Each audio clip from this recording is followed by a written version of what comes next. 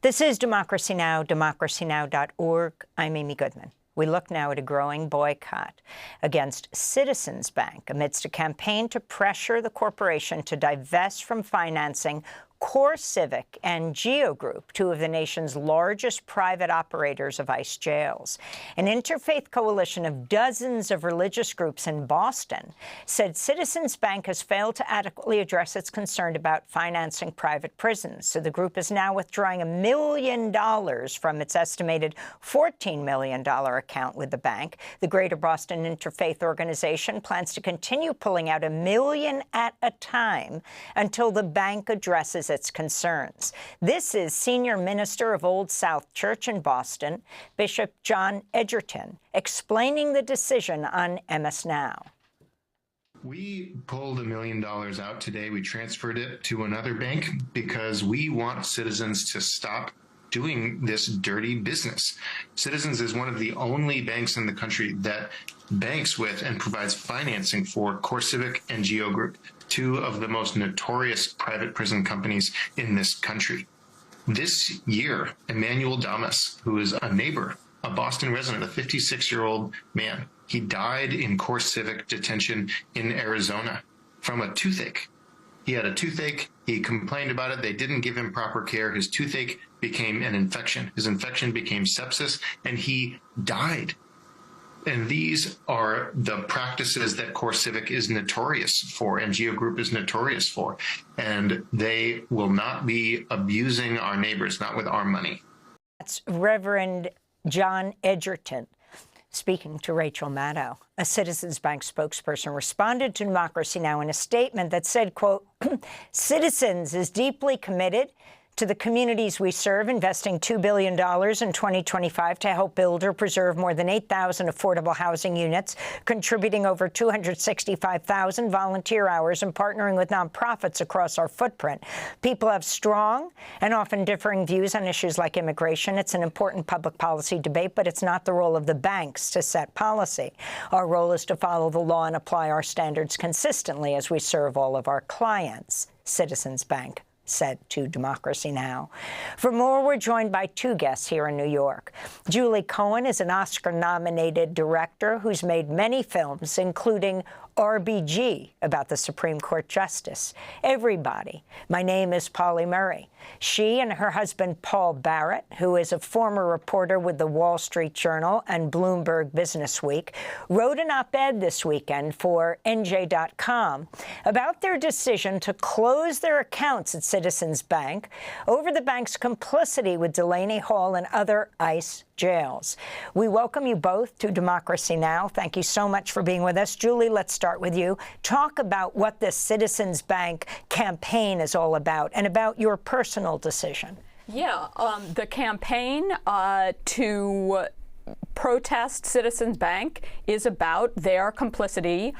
They finance both GEO Group, which operates Delaney Hall and other ICE detention, and CoreCivic, which operates the Dilley Center in Texas, which you may remember is where Liam Ramos was held, and many other children are still being held.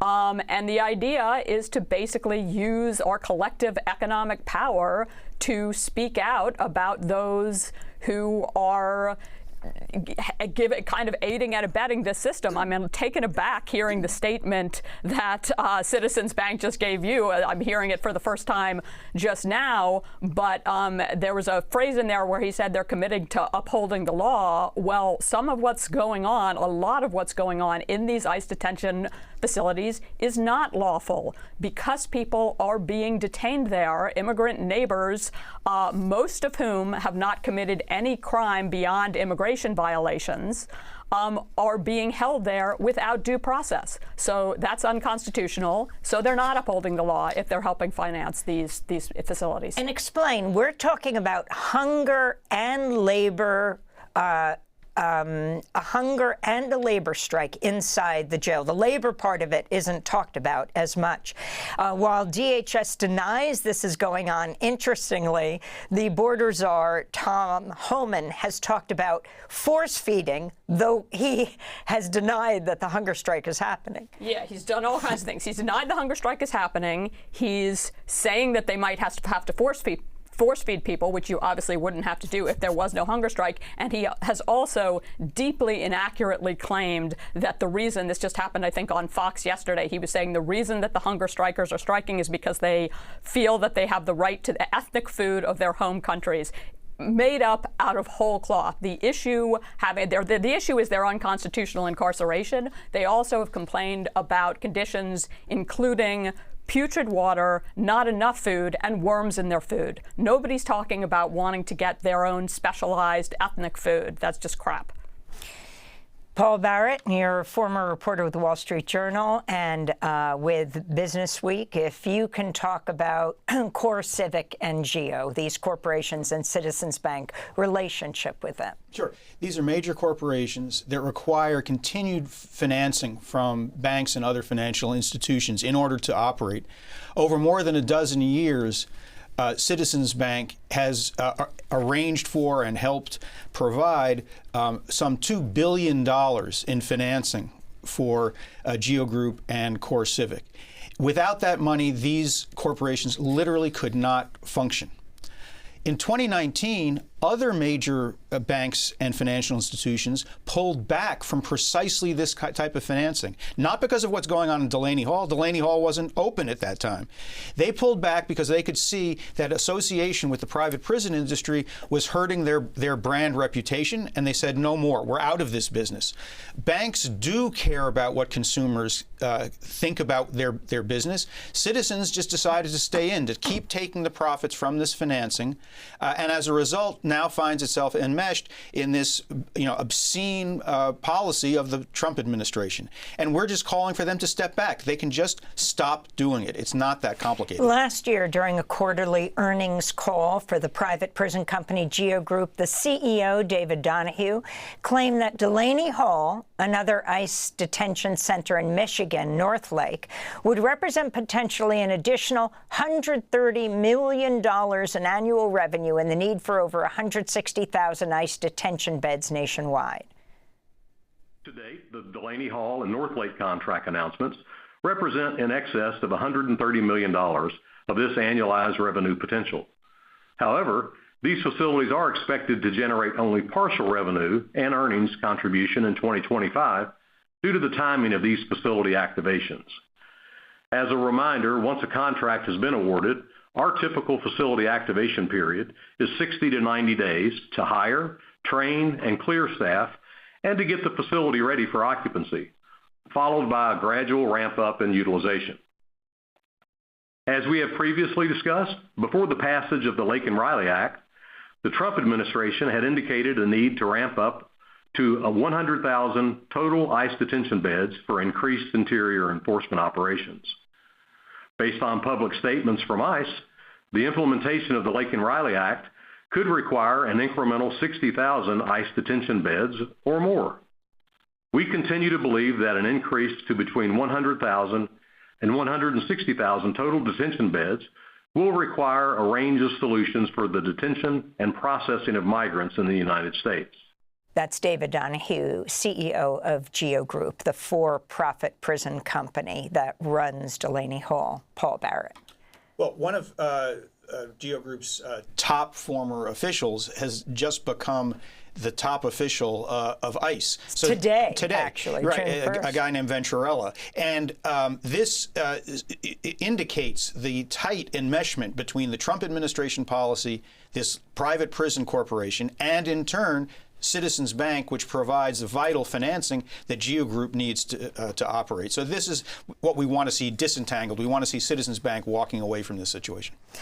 Julie, you write in your piece at NJ.com, there are multiple ways to protest the Trump anti-immigrant agenda, and not all of them require you to show up in person at an ICE detention facility.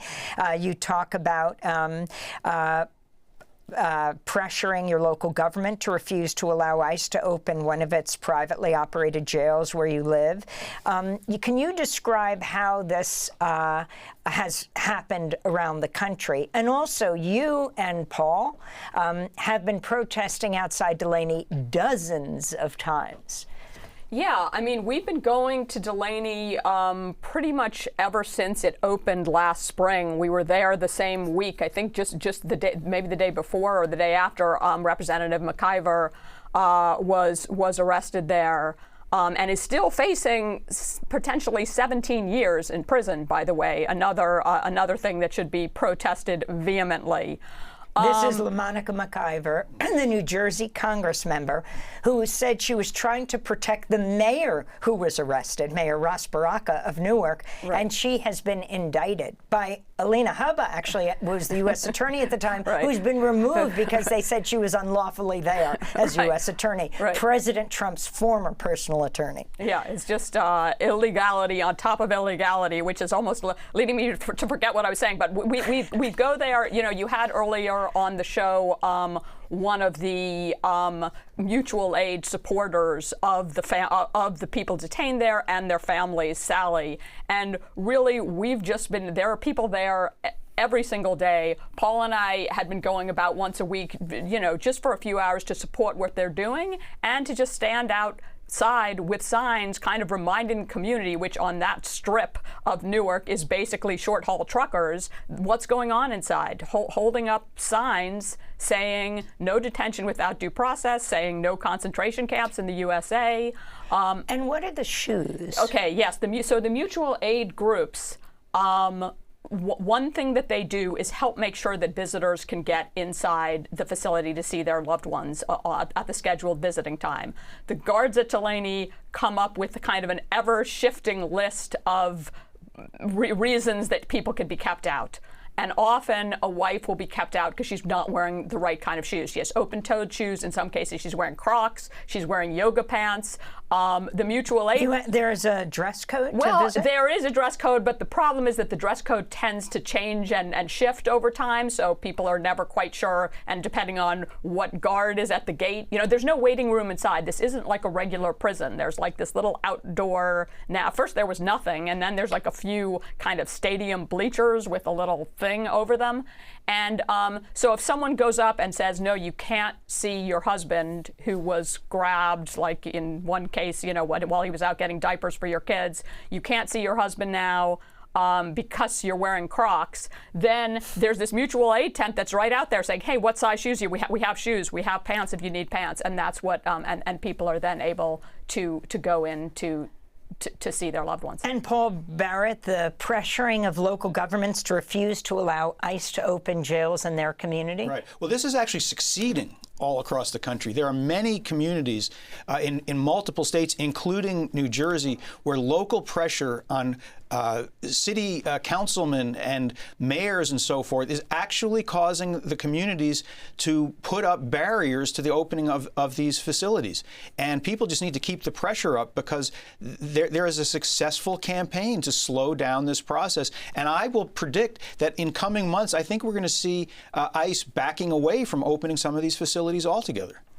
Well, I want to thank you both for being with us. Paul Barrett, former reporter at the Wall Street Journal and Bloomberg Business Week, and Julie Cohen, Oscar-nominated filmmaker who made film including RBG.